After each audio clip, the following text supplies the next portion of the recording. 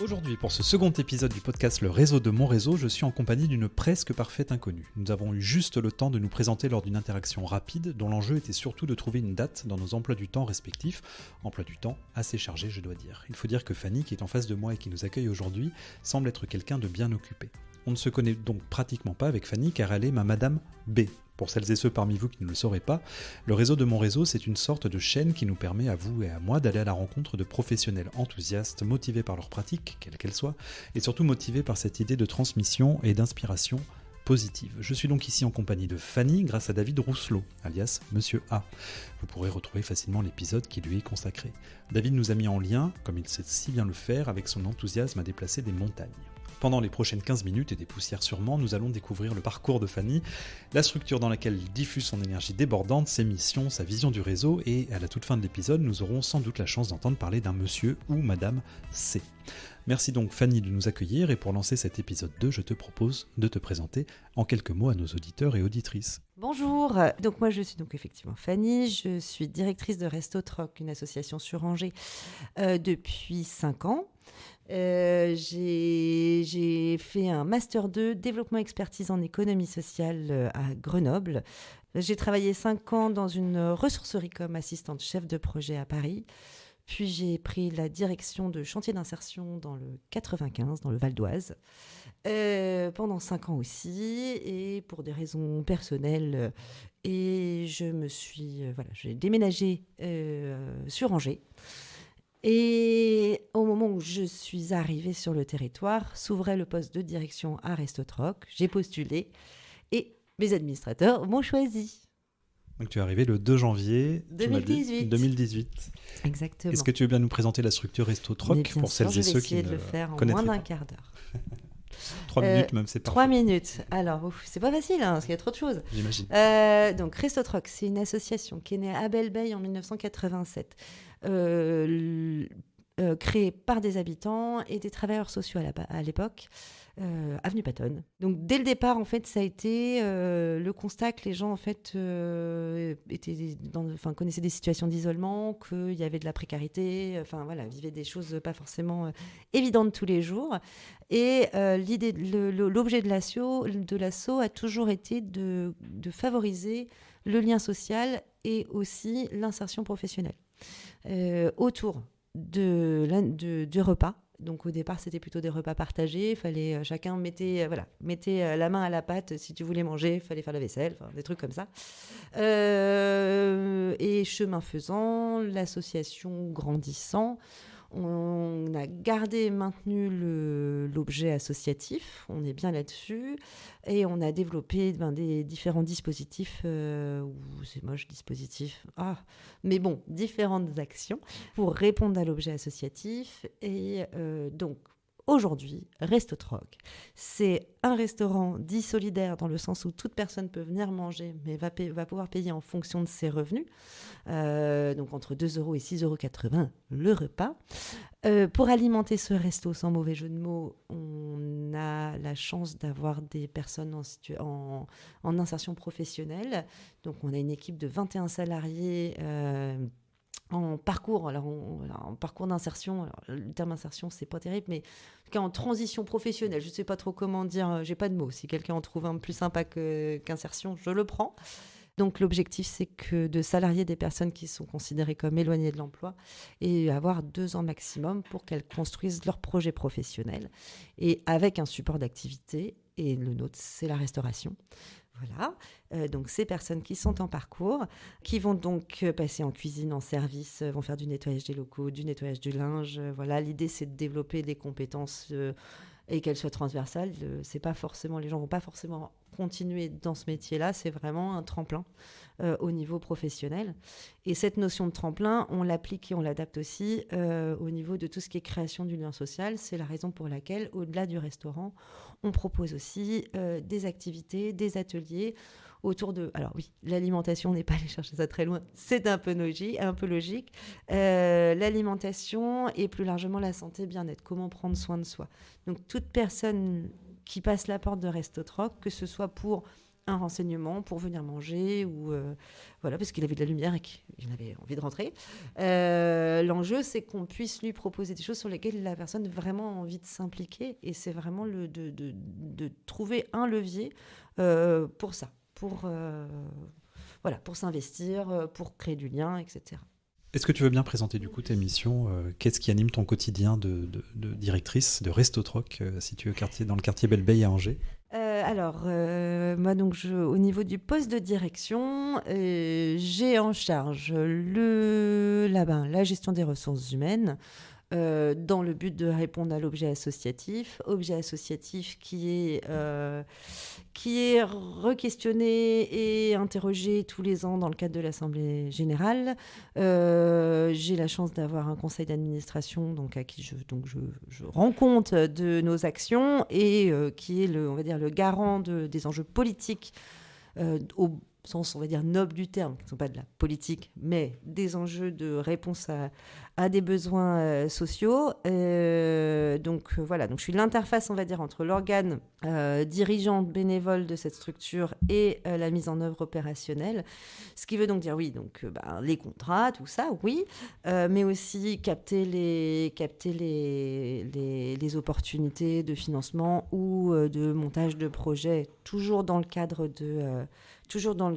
donné par notre conseil d'administration.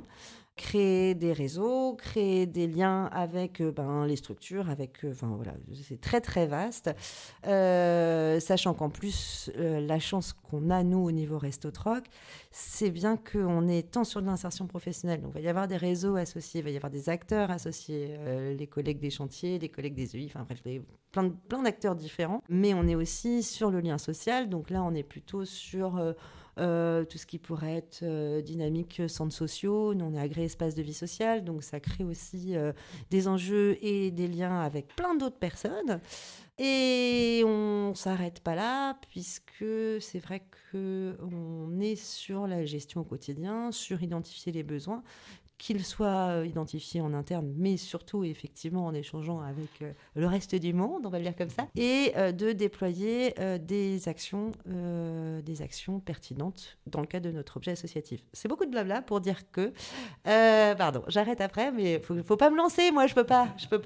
Ça va le quotidien d'une direction de structure comme ça va d'une réunion avec, on va dire, le ministère de l'Emploi, en passant par réparer la porte, en passant par prendre en entretien un salarié qui peut-être qui pourrait se retrouver en difficulté, et aller voir David, par exemple, pour dire, au fait, c'est quand qu'ils arrivent les bacs potagers selon toi.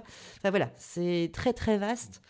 Donc voilà, j'aurais besoin de plus de 3 minutes pour expliquer l'ensemble. Bien sûr. Mais j'espère que c'est clair. Mais tu as évoqué David, et ça m'arrange, c'est la suite, c'est la transition. Et c'était pas du tout préparé. Je précise que de ton bureau, on a une vision sur la résidence Larceau, donc la résidence Larceau dans laquelle travaille David Rousselot. Avant justement d'écouter David qui parle de la relation partenariale qu'il a avec toi et avec Resto-Troc, en quelques mots, est-ce que tu peux nous expliquer ta vision du réseau? Justement, tu parles du reste du monde. Comment est-ce que toi, tu envisages cette question de la dynamique réseau? Pour moi, toute structure, quelle qu'elle soit, et a fortiori une structure associative, ça fait partie d'un écosystème, on va dire, et on ne peut pas être tout seul. On est toujours en interaction avec les autres, que ce soit des personnes individuelles, mais aussi des structures, des professionnels, des bénévoles. Enfin voilà, il y a une pluralité d'acteurs qui font vivre notre projet associatif, mais aussi qui peuvent alimenter, sans mauvais jeu de mots, les projets et les actions des autres. Et c'est comment, en fait, on arrive à déjà bien connaître les partenaires, leur quotidien, leurs enjeux, leurs actions, et se dire, tiens, sur ce point-là, nous, par exemple, on peut mettre à dispo quelque chose, on peut mettre à dispo du temps, on peut mettre à dispo des locaux, on peut mettre à dispo plein de choses, de la ressource intellectuelle ou des ressources hautes, d'ailleurs, pour créer, on va dire, une émulation, ou en tout cas avancer tous dans le bon sens. Je sais pas si c'est très clair, mais c'est vraiment ça. Et si on s'appuie aussi sur l'expérience que j'ai ou que l'on a, parce que ça reste encore du collectif, hein. Il y a une personne, mais derrière il y a plein de gens. Avec David notamment, on a la chance d'être d'être voisins, c'est vrai. On voit, je peux les observer de ma fenêtre. On est sur des enjeux qui sont pas les mêmes forcément, mais qui se recoupent dans le sens où nous, on est sur la création et l'animation de lien social au niveau du quartier. On est une structure qui est ouverte sur le quartier et dont l'enjeu, c'est de créer du lien, des contacts, répondre à des besoins, et peut-être que c'est pas que nous d'ailleurs. Et David, un des enjeux, c'est notamment effectivement que les personnes qui l'accompagnent dans le cadre de la résidence basculent de résidents d'une structure médico-sociale à habitants. Or, nous, c'est nous, c'est l'accueil des habitants qui nous porte. Donc, on se retrouve là-dessus. Et c'est sur ce lien-là et sur ces enjeux communs que, au fur et à mesure des années, on est arrivé à créer de la confiance, à créer du lien, à créer des moments aussi. Hein. Il y a des souvenirs qui se créent aussi. Et oui, je pense que c'est la question de confiance et de pouvoir s'appuyer sur. Je pense que c'est ça. Ouais, en fait, j'ai mis 20 ans à répondre, mais c'est 2 mots. Mais tu vas voir que c'est extrêmement complémentaire. Tu n'as pas encore découvert ce que David dit de votre partenariat, donc je te propose de l'écouter, aux auditeurs auditrices qui n'auraient pas écouté l'épisode de David, de le découvrir en même temps. Nous écoutons tout de suite David Rousselot qui parle du partenariat avec Fanny et la structure Restotroc. Je vais vous présenter Fanny, qui est directrice en fait du Restotroc, qui se trouve juste à côté de notre structure, avec qui on réseaute. Alors j'aime bien ce mot-là, je ne sais pas s'il existe, mais du coup on réseaute à fond. On va dire qu'on voisine beaucoup.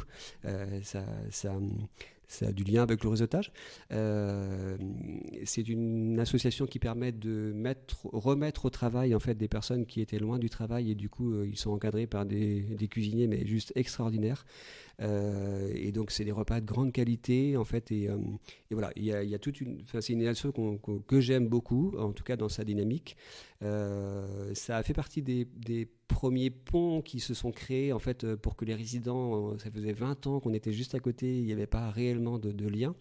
Et donc aujourd'hui, il y a 7-8 résidents qui vont manger tous les midis là-bas et qui rencontrent d'autres personnes en fait, du quartier à travers la question du repas. Ils participent à des études de cuisine, ils participent à plein de choses.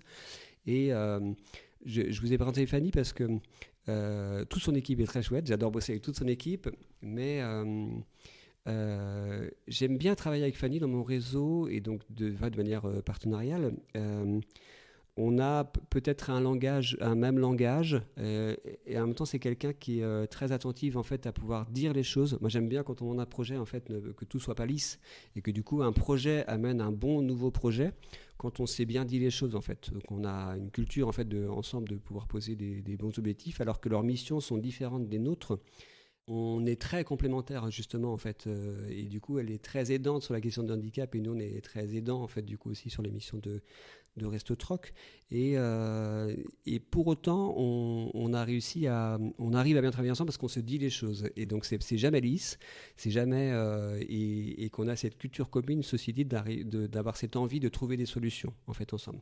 Donc j'aime bien ce type de réseau parce que du coup ça a permis de mener des projets forts et en fait qui avaient beaucoup de fonds, et du coup aux résidents de pouvoir intégrer en fait cette association là de très belle manière. Je te laisse, Fanny, réagir en quelques mots aux mots de David. J'espère qu'il peut critiquer aussi. Hein. Non, c'est pour rien. Non, mais ça me touche parce que c'est pas anodin de dire que oui, il y a des hauts et des bas, faut se dire les choses, que le quotidien qu'on vit n'est pas forcément évident tous les jours, que il y a des choses qui se mettent en place, il y a des succès, il y a des échecs, et dans les échecs on apprend aussi, et je vois bien sur certaines choses de quoi il parle. Voilà. Ça fait écho.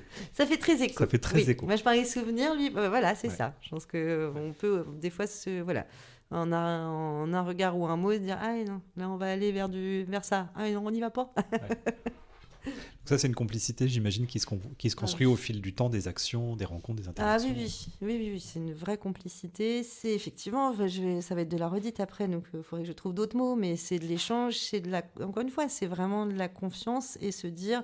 On n'œuvre pas forcément pour les mêmes choses, mais il y a des creusets sur lesquels on va pouvoir être encore plus pertinent, soit chaque structure, soit ensemble, parce qu'on échange, parce qu'on imagine, parce qu'on s'outille, parce que voilà. Merci pour ces Ces quelques mots donc, concernant ta vision du réseau et le partenariat installé avec David Rousselot, et à travers lui surtout la résidence Larceau, qui est vraiment, vous êtes vraiment très voisins dans le square Bois-Ramée, dans le quartier Belle-Veille à Angers.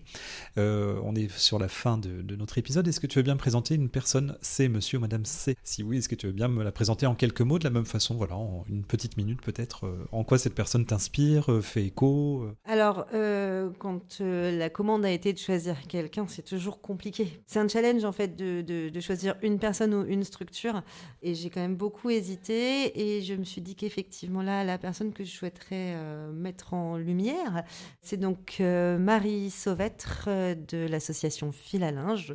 Alors, on quitte pas le quartier, mais on commence à aller vers d'autres frontières. On sort du square Baramé déjà, on ne voit pas Fil à linge de la fenêtre. Marie, qui est donc directrice de Fil à linge depuis, alors je vais dire des conneries, elle va m'engueuler, mais je crois que c'est 14 ans. Donc une historique du quartier sans être vieille, loin de là. Et Fil à linge, c'est une association qui est née au même endroit que Resto Troc, c'est-à-dire sur les Tours Amont, avenue Pattonne, dans les années 80-90. Donc avec une sorte de terreau commun, des histoires non pas communes mais similaires, quoique communes, mais encore une fois, dans le cadre des réseaux et des échanges entre et les professionnels et les bénévoles, et aussi les personnes qui viennent utiliser nos associations. Voilà, on a des gens qui viennent manger ici, qui après reprennent le bus pour aller à Fil à linge, parce qu'il y a une activité, il y a une animation.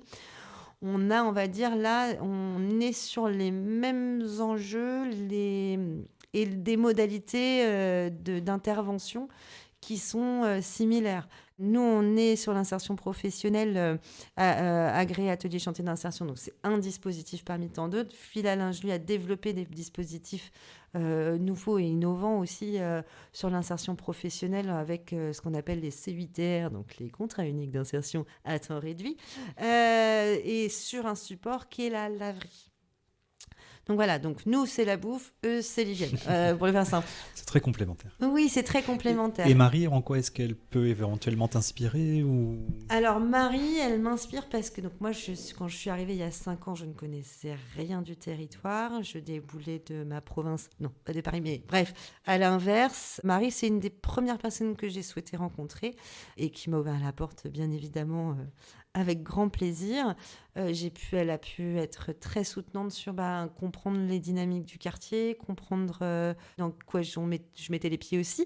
Et de ça, en fait, de cet accueil, parce que c'est une professionnelle de l'accueil, on va dire ça comme ça, de cet accueil a généré vraiment une émulation professionnelle vraiment très riche. Moi, j'étais pas du tout sur les espaces de vie sociale, tout ce qui est développement. J'étais vraiment plutôt côté insertion. Prendre le temps de l'écoute, l'accueil, repérer des situations, je pense que c'est elle qui m'a quand même apporté énormément de choses. C'est bien aussi de pouvoir se poser des fois avec d'autres personnes qui ont des postes aussi couteau suisse que moi, et avec des difficultés qu'on rencontre. Il y a des échanges aussi de contacts, de partenaires. Moi, si je dois présenter Resto Troc, quelque part va s'enchaîner derrière la présentation de Fil à linge, je suis assurée que on parle je pense pouvoir parler de Fil à linge, peut-être pas aussi bien que Marie parlait de Resto Troc, mais c'est normal, elle est beaucoup plus forte que moi. Mais il y a ce lien fort, et on peut avoir tendance, même si c'est un peu un contresens, mais à s'isoler quand on est sur des postes de direction, à être submergé par le dossier qu'il faut rendre, la deadline de machin, les injonctions paradoxales des uns et des autres, quelques petites galères quand même de temps en temps. Et d'avoir Marie, si j'ai une question, je l'appelle Marie, au fait, c'est quoi là, comment tu fais toi? Et donc d'être sur vraiment de l'entraide, je dirais, au-delà même du réseau, de l'entraide. Et on a pu être amené à monter des projets, mais je dirais que pour cette qualification de réseau, autant David, on est sur de l'opérationnel, on est sur des choses qui avancent comme ça, autant le réseau avec Marie, notamment avec Fil à linge, c'est plus comment dire, dans le poste-à-poste, la connaissance du quartier, les enjeux. Voilà, Marie, elle pose vachement les choses. Moi, je suis plutôt vers ah oui, c'est une bonne idée, allez, on y va. Donc, voilà, il y a un côté tutorat, je dirais. Voilà, qui est intéressant aussi, parce qu'il faut aussi accepter de ne pas savoir et d'être accompagné aussi, quand on est directrice. Je propose qu'on s'arrête sur ces mots pleins de sagesse, Oh là là. n'est-ce pas ? Merci beaucoup Fanny d'avoir trouvé ce petit créneau dans ton emploi du temps, un lundi matin, en plein hiver. Merci de t'être prêté au jeu, surtout du réseau de Mon Réseau, et merci surtout pour ta générosité forcément inspirante. Quant à nous, chers auditeurs et auditrices, à très bientôt pour la suite de nos aventures sonores. Nous irons donc prochainement à la rencontre de Marie, qui sera la Madame C et qui, j'espère, trouvera quelqu'un de son réseau à nous présenter également. J'ai Merci. pas d'inquiétude là-dessus. Ouais, je m'en fais pas trop non plus. Merci beaucoup Fanny, et bonne journée. Merci. À bientôt.